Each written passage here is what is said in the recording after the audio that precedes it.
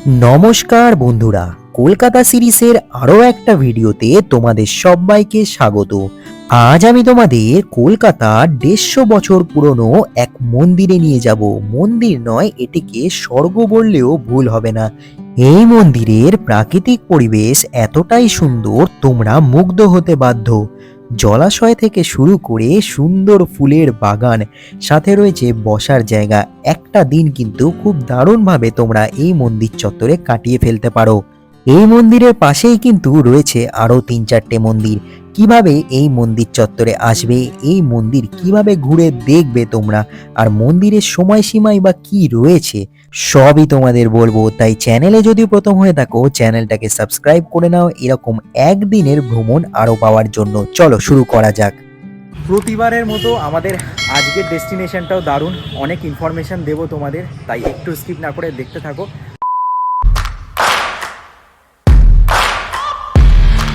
Hello and welcome back বন্ধুরা, রীতিবনী ব্লগসের আরও একটা ভিডিওতে তোমাদের সবাইকে স্বাগত। আর আজ আমি তোমাদের কলকাতার সবথেকে বড় জৈন মন্দিরে ঘুরতে নিয়ে যাব, যেটা রয়েছে কলকাতায়। সমস্ত ইনফরমেশন দেবো, ভিডিওটা একটু স্কিপ না করে দেখতে থাকো। চ্যানেলে যদি প্রথম হয়ে থাকো, বলে রাখি আমি ঋত্বিক, তোমরা দেখছো রীতিবনী ব্লগস। এই মন্দিরে আসতে হলে তোমাদেরকে চলে আসতে হবে গৌরীবাড়ি লেন।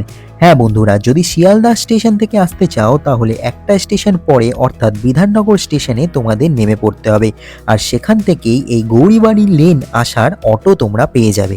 আর মেট্রো করে আসতে চাইলে তোমাদের শ্যামবাজার কিংবা শোভাবাজারে নেমে পড়তে হবে, ওখান থেকে অটো পেয়ে যাবে। হাঁটতে হাঁটতে একদম মন্দিরের সামনে চলে এলাম। একদম সামনে থেকেই এন্ট্রান্স, রাস্তার ওপর থেকেই মন্দির দেখা যাচ্ছে।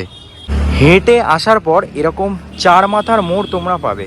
দেখো, এই 4 মাথার মোড় দিয়ে তোমাদের সোজা চলে যেতে হবে। দেখো কি সুন্দর কারুকার্য করা রয়েছে, বিভিন্ন নকশা করা, বিভিন্ন জিনিস লেখা রয়েছে, জৈন ধর্মের নানান যে জিনিসপত্র।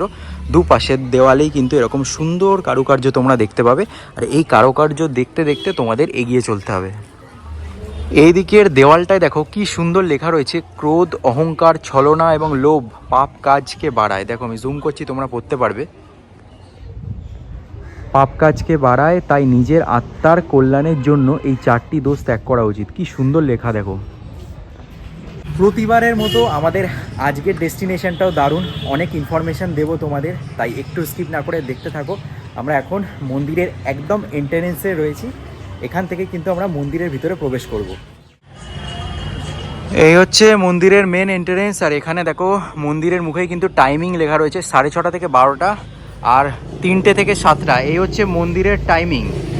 10তম জৈন তীর্থঙ্কর শীতলনাথজির নাম অনুসারে এই মন্দিরের নামকরণ করা হয় শীতলনাথজির মন্দির।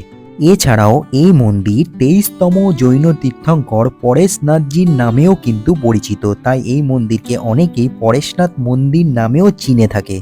এই মন্দির তৈরি করা হয় আনুমানিক 1887 খ্রিস্টাব্দে। এই মন্দিরের কারুকার্য এবং প্রাকৃতিক পরিবেশ আপনাকে মুগ্ধ করতে বাধ্য।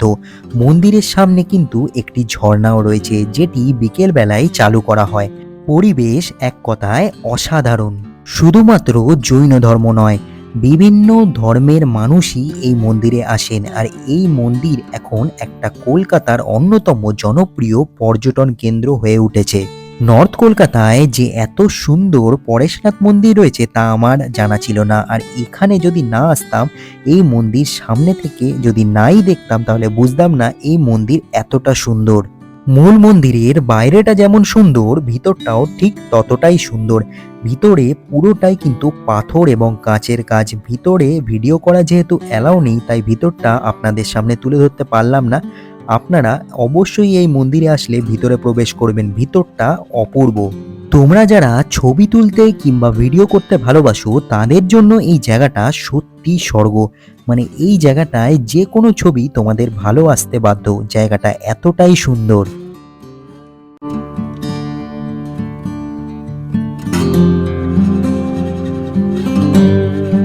মন্দিরের একদম সামনেই রয়েছে শু স্ট্যান্ড। এইখানে জুতো খুলে কিন্তু তোমাদের মন্দিরের ভিতরে প্রবেশ করতে হবে। আর মন্দিরের ভিতরে কিন্তু ক্যামেরা অ্যালাউ নেই, যার কারণে ভিতরে নিয়ে গিয়ে তোমাদের দেখাতে পারবো না। বাইরেটা এতটাই সুন্দর, বাইরেটাই মুগ্ধ করে দিচ্ছে, তো ভিতরটা আমি ভাবছি ভিতরটা কতটা সুন্দর হবে। বাইরেটা সত্যি অপূর্ব সুন্দর।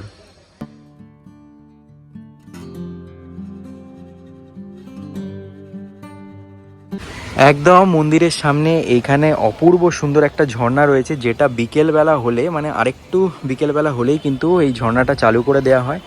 আর দেখো কত মানুষ বসে সময় কাটাচ্ছে, আজকে রবিবার তাই একটু মানুষের ভিড়টা বেশি রয়েছে।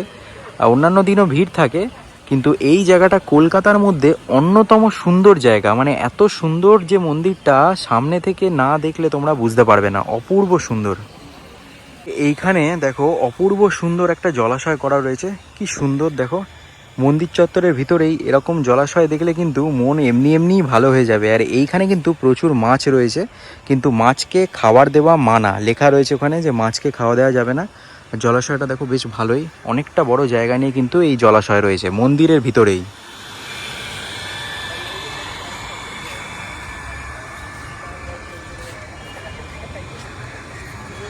তোমাদেরকে আমি একটাই কথা বলবো, এই মন্দিরে, এই পরেশনাথ মন্দিরে একবার হলেও তোমরা ঘুরে যাও। কলকাতার এই পরেশনাথ মন্দির অপূর্ব সুন্দর, আমি যতটা ভেবেছিলাম তার থেকেও বেশি সুন্দর। একটা দিন কিন্তু মানে একদিনের ভ্রমণের যদি প্ল্যান করে থাকো তাহলে এই জায়গাটা কিন্তু একদম পারফেক্ট। দেখো পুকুরে তোমাদের মাছ দেখাচ্ছি, এইখানে দেখো মাছ উপরে ভেসে রয়েছে, আমি জুম করছি তোমরা তাহলে দেখতে পাবে। দেখো এইখানে মাছ রয়েছে, এইগুলো হচ্ছে জ্যান্ত মাছ, আর এর পাশে এই মাছটা মরে গেছে, উল্টে রয়েছে। তো এইখানে কিন্তু প্রচুর মাছ রয়েছে আমি যা দেখতে পাচ্ছি এই জলাশয়তে। বন্ধুরা, মন্দির খোলা আর বন্ধের সময় তো তোমাদের বললাম, সকাল 6:30 থেকে 12টা অবধি কিন্তু মন্দির খোলা থাকে, আর সন্ধ্যে 7টা অবধি কিন্তু মন্দির খোলা থাকে। 12টার পরে কিন্তু বন্ধ হয়ে যায়, আবার 3টে থেকে 7টা অবধি খোলা থাকে। আর 23তম জৈন তীর্থঙ্কর পরেশনাথের নাম অনুসারেই কিন্তু, পার্শ্বনাথ বা পরেশনাথের নাম অনুসারেই এই মন্দিরের নামকরণ করা হয় পরেশনাথ মন্দির। পরেশনাথকেই উৎসর্গ করে এই মন্দির করা হয়। তো অ্যাকচুয়ালি এই মন্দিরের নাম হচ্ছে শীতলনাথজি টেম্পল, শীতলনাথজি টেম্পল। তো কিন্তু অনেকে এটাকে পরেশনাথ মন্দিরও বলে, কারণ পরেশনাথজিকে এই মন্দির উৎসর্গ করা রয়েছে। এই মন্দিরের বিভিন্ন জায়গায় এরকম পাথরের বসার জায়গা করা রয়েছে, যেখানে বসে তোমরা সময় কাটাতে পারবে। পুরো মন্দির চত্বরটাই কিন্তু ফুলের গাছ দিয়ে ঘেরা, যার কারণে সূর্যের আলো যখনই পড়ছিল অপূর্ব লাগছিল।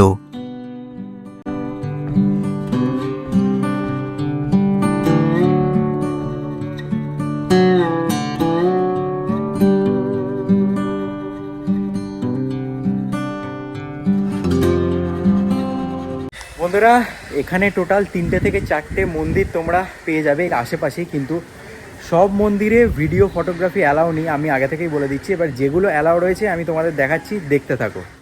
পরেশনাথ মন্দিরের ঠিক পিছনেই রয়েছে এই দাদাবাড়ি টেম্পল, জৈন সম্প্রদায়ের আরও একটি অপূর্ব মন্দির। এই মন্দিরটাও ভিতর থেকে অপূর্ব সুন্দর, কিন্তু এই মন্দিরে ভিডিওগ্রাফি একদমই অ্যালাউ নেই।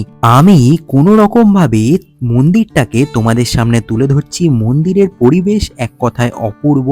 এই মন্দিরেও ফুলের বাগান, ঝর্ণা, জলাশয় সবই তোমরা পেয়ে যাবে। হাতে যদি সময় থাকে এই মন্দিরটা থেকে অবশ্যই ঘুরে যাও, এই মন্দিরের পরিবেশও তোমাদের মুগ্ধ করে দেবে।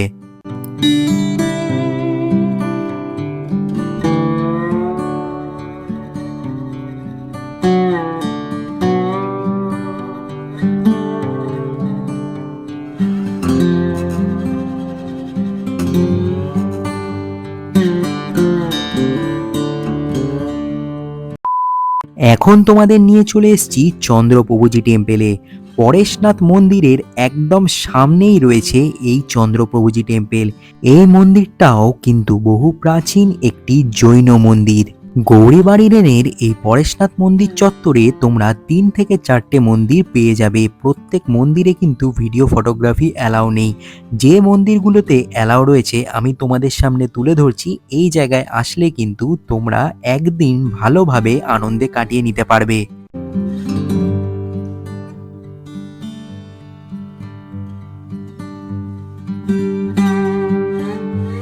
এইটুখানি জায়গায় তোমরা 3 থেকে 4টে মন্দির পেয়ে যাবে। তোমাদেরকে পুরোটা ঘুরিয়ে দেখালাম।